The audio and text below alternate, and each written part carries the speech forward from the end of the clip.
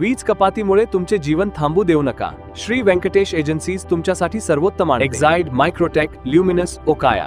आजच दिग्रस मध्ये आम्हाला भेट द्या. नवतपाची आग, काळजी नको. श्री व्यंकटेश एजन्सीज, दिग्रस. बजाज फायनान्स सुविधा उपलब्ध. आजच भेट द्या किंवा कॉल करा.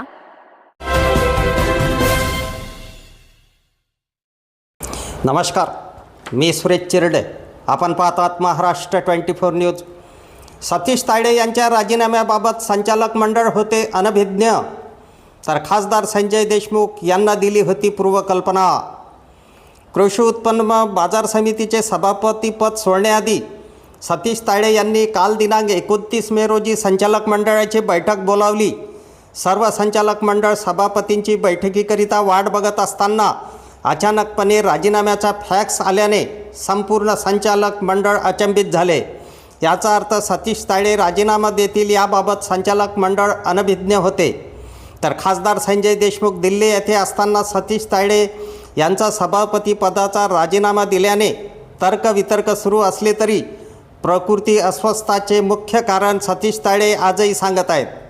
मागील 2 महिन्यापासून सतीश तायडे यांनी खासदार संजय देशमुख यांच्याकडे कृषी उत्पन्न बाजार समिती दिग्रसच्या सभापतीपदाचा राजीनामा देण्याची इच्छा व्यक्त केली.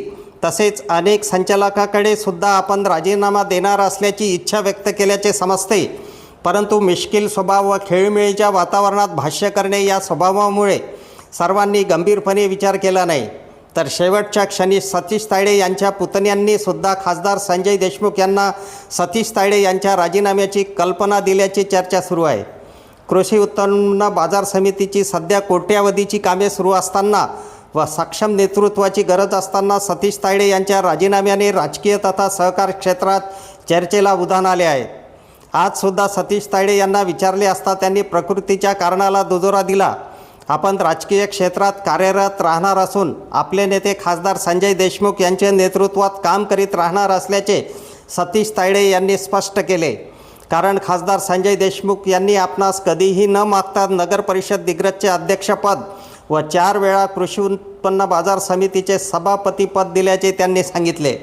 अफजल खान, ऋषिकेश हिरासह मी सुरेश चिरडे, महाराष्ट्र 24 न्यूज, दिग्रस, यवतमाळ.